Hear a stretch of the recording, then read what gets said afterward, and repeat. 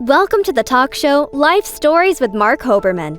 The goal of this show is to provide a learning experience to people of all ages, with guests from various fields in academics, a wide range of industries, and insight into the many forms of art, athletics, and entertainment. We hope you enjoy the show. Former NBA player and substance abuse prevention advocate Chris Herren is today's guest. Chris will talk about his years in the NBA as well as his speaking programs that help young people learn to make better choices and avoid substance abuse. Former NBA player and substance abuse prevention advocate Chris Heron. Welcome to Life Stories with Marc Hoberman.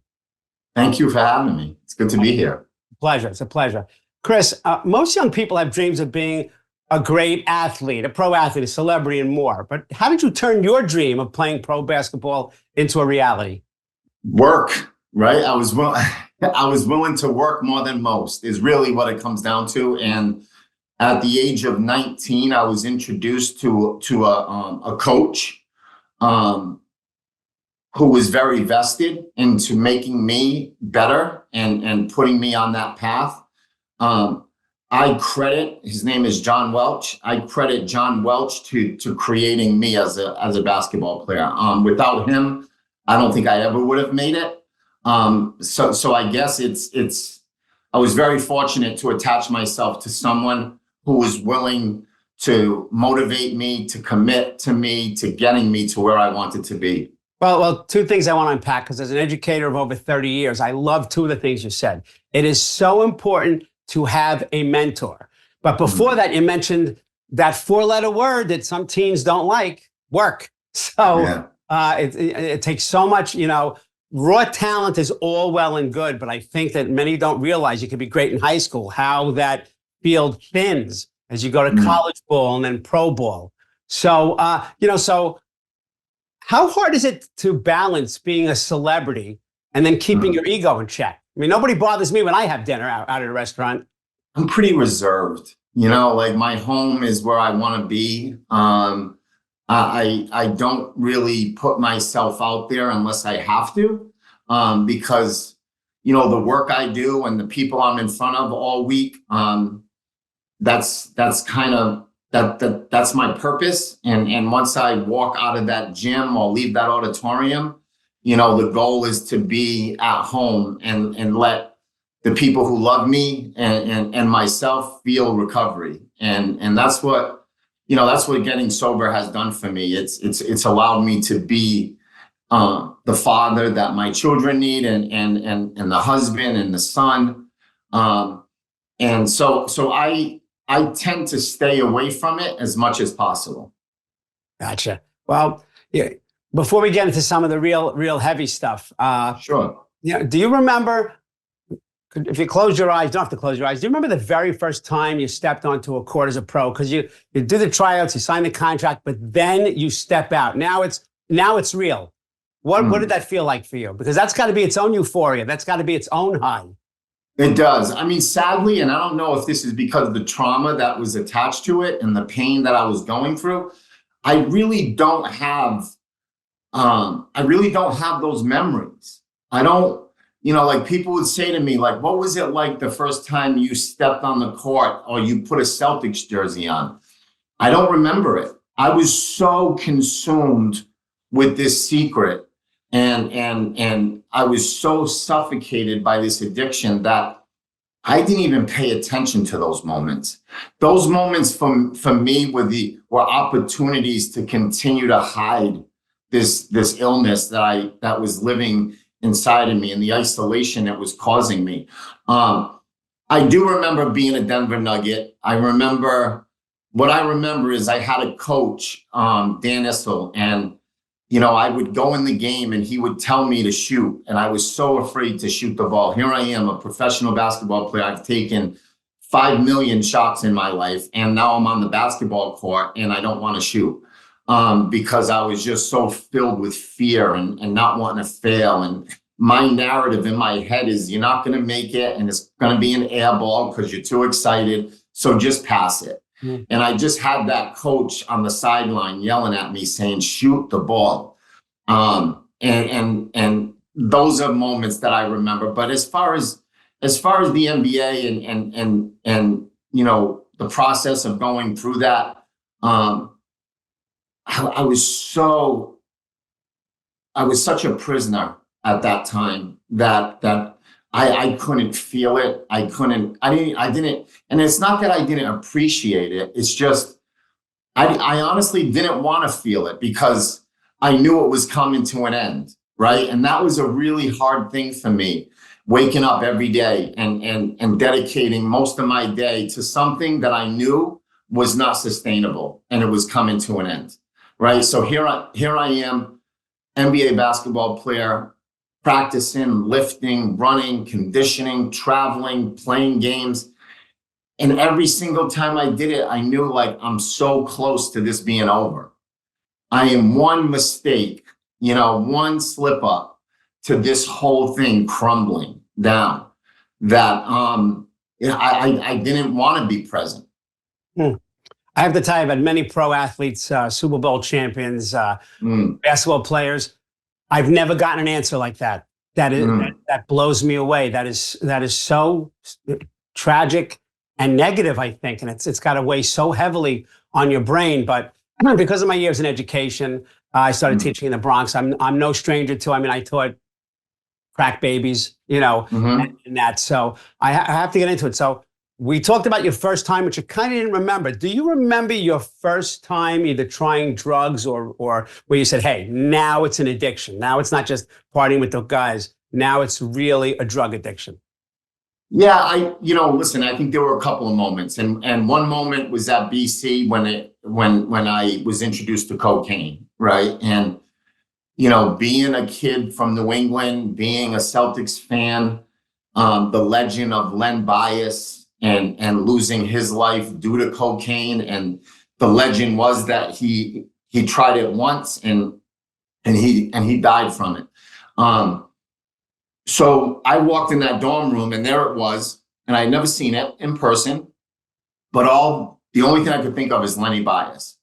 And it was offered to me, right? And I made a decision that night that this would be a one-time deal. I'll try it, get it over with, put it behind me. And I fell in love with it. I fell in love, with the feeling. I fell in love with how it allowed me to be transparent. As crazy as this sounds, cocaine allowed me to be honest. It allowed me to talk about my struggle, my pain, my childhood. And that's what I loved about cocaine. I looked forward not to doing cocaine in the beginning of the night. I looked forward to the end of the night when I was finishing it, when I was sitting there and I was in a room with people and we were, transparent, raw, honest, open. And that one time, obviously, it kind of had a grip in me for 14 years. So, it's interesting you say that because, I have these NBA moments I don't remember, but I remember those moments very, very clearly. And that was a moment. Another moment for me was when I lost my scholarship at Boston College. I was a freshman. I failed 3 drug tests, 2 for marijuana, 1 for cocaine. And at that time, there was a 3-strike law on the college campus. And I just remember walking into my athletic director's office, and here I am, a kid that just featured in Sports Illustrated. Future looks amazing. And he told me I wasn't welcome there anymore. And at 18 years old, I walked out of that office and there was no denying the fact that I had a real problem. There was no, you couldn't hide from that. As much as I tried to, internally, inside of me, I knew that I just threw away everything. And I could not recognize the fact that, I'm in the middle of something really painful. And how did you get back in? Because you were, cut. How did that happen? Yeah, so I was, Boston College suspended me for a year. I was coming off an injury that had me out for a year. So I said, I'm going to run away from this. And instead of sitting out publicly next year, I'm going to transfer. So I went out to California, and I thought that transition to moving 3,000 miles away from the first time I did cocaine was gonna solve the problem, and it obviously didn't. It showed up in many times in my life, sometimes intentional, sometimes unexpected, and you know, I continued to get opportunities to play, but it was my shadow. It was always right there. I couldn't shake it. So throughout my career, whether it was high school, college, professional, that shadow was always close.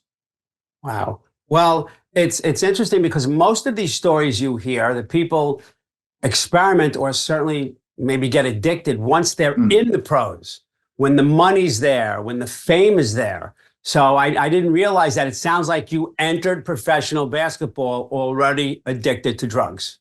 Yeah, I mean, I was in the early stages of addiction, right? And I think that's something that we've done a poor job of is teaching children the full spectrum of addiction. I think, when it comes to kids, we talk about the harm, the worst day, the outcome, the death, the finality of addiction, instead of understanding why this began. And I say that often. I think we focus too much on the worst day and we forget the first day. And that was the beginning stages of my addiction. But there was no denying it was very present in my life and unresolved. Right. Well, you're kind of singing my song there, because what you're really speaking to, and as I said, I was in education for so long, is they're too reactive and not proactive. And I believe with all my heart that what you're doing now in schools, we'll get to that in a moment, is absolutely proactive. But was the drug always cocaine? Was it ever opioids and oxy or something like that? Yeah. So, I mean, for me, it was the whole spectrum of alcohol. I grew up in an alcoholic home. Alcohol was something as a child I despised. I hated what it did to my dad. I hated what it did to my family, the pain it caused, and yet I started drinking it as a child. So it went from alcohol to marijuana to cocaine to OxyContin to heroin. I don't say this with any, but I've done it all, right? Every drug has shown up in my life, and every drug pretty much I've done. Thank God, fentanyl wasn't around when I was on heroin.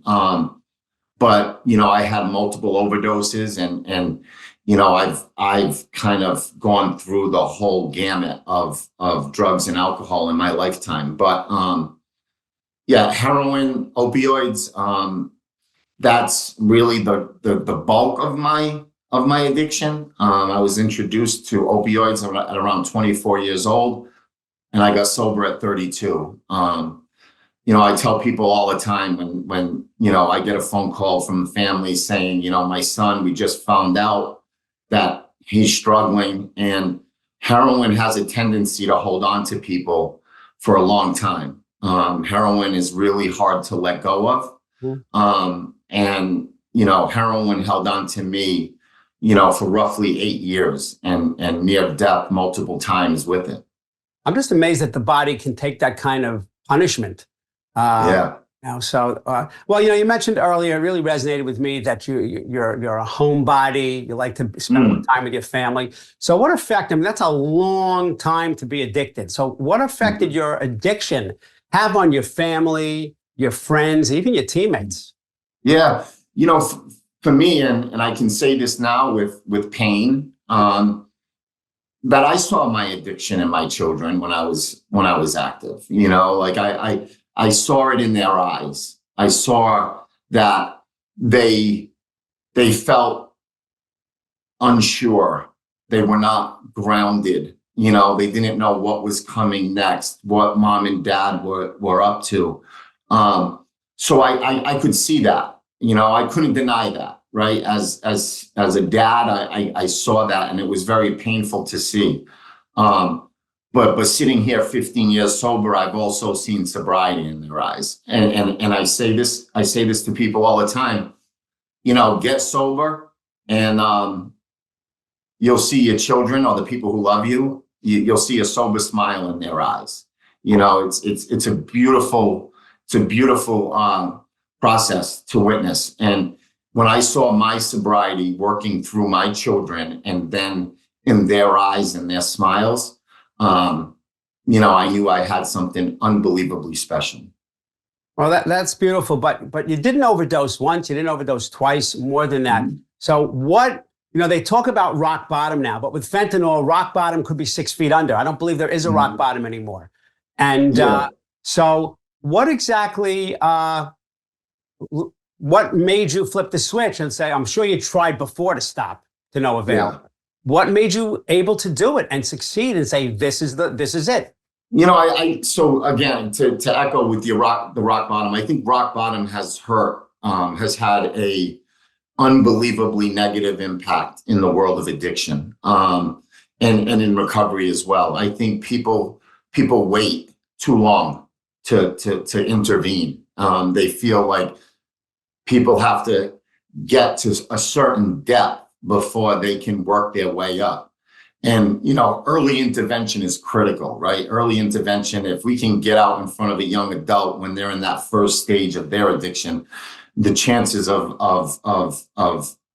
finding the solution increases, you know, tremendously. So, you know, I had multiple moments, right? 4 overdoses, you know, loss of career, homes, cars, you know, some nights no light, some nights no heat, you know, trying to figure out the next, you know, how we're going to put gas in the car with children to get them to school. So we lived at a very, very dark place for a long time. You know, I had a counselor who told me that I should play dead for my kids, that I should just sit down with my wife and let Heather explain to Christopher and Samantha that their daddy died in a car accident. And I should get as far away from my family as possible. As painful as that was to hear, I went to bed every night with that narrative. Every night I fell asleep with my kids in the room next to me. I felt like an alien. I felt like, what am I doing here? You know, I had no value. I just take and bring pain into the people who loves me's life. But it took that man saying that to put me on a path of committing to becoming that person. And that person, the truth is, I always wanted to be the dad, you know, like I wanted that. I wanted an opportunity. And like I said, you know, the last 15 years, I've been the dad I wish I had, you know, and you know, that's what recovery has given me. It's allowed me to be the father that I wanted and that I needed. So, you know, all these moments that we went through as a family, if you sat down with my adult children, they would tell you that sobriety and recovery is the most important thing in our house. That we have to keep the recovery and the sobriety up front, because that's what's carried us. That's outstanding, and it's so touching. But what I think is more powerful, maybe it's the educator in me, but what made you decide, okay, so now you're sober, but now you're paying it forward. You've spoken to over 1 million students. Yeah. What made you decide, this is what I need to do? I've got to pay this forward. I got to give these people the sober eyes and I want them to have, and I want their children to look back at them in the future. What made you make that decision? So, I mean, really, it happened by accident. If I'm being honest with you, I had lost my driver's license for a couple of years, and there was an article in the Boston Globe about my life and where I was at this stage of my recovery. And there was a teacher who read the article, and that teacher contacted me and said, I'd love for my students to hear your story. I know you don't have a license. I'm going to come pick you up and I'm going to drive you to school, and you can spend the day with me in the classroom with my children.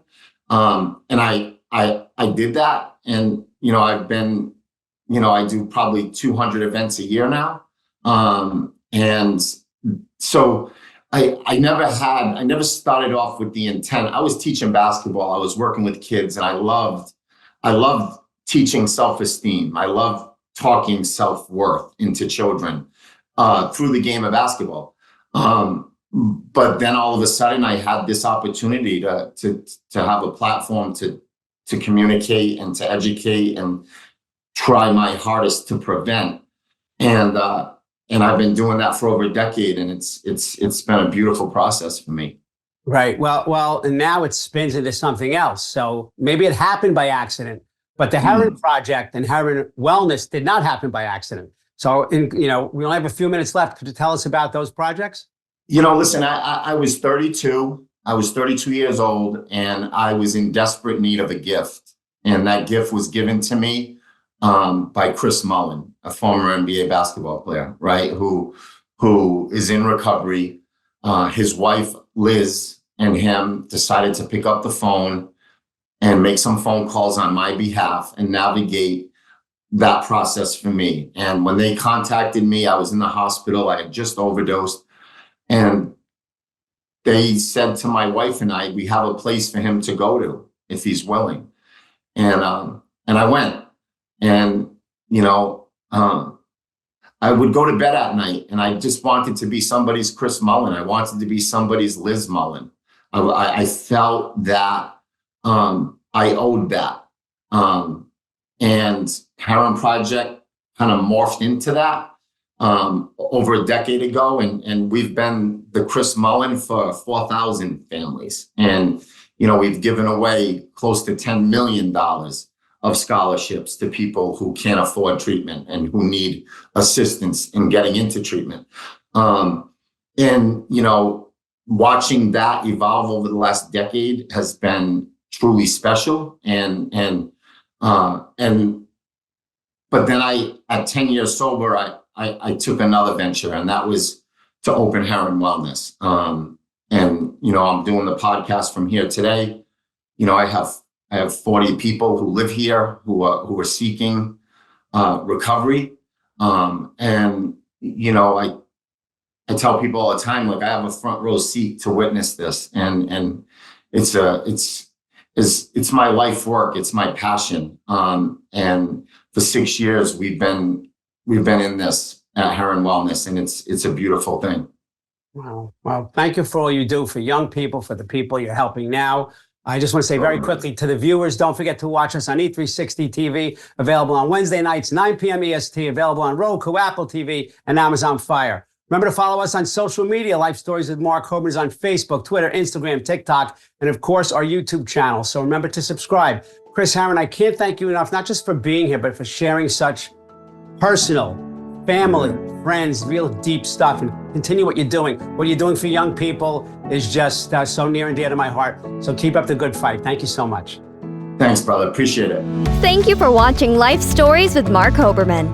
To contact Marc, email him at info@lifestorieswithmarchoberman.com or visit him on social media through Facebook, Twitter, Instagram, TikTok, and LinkedIn. Thank you for watching Life Stories with Marc Hoberman.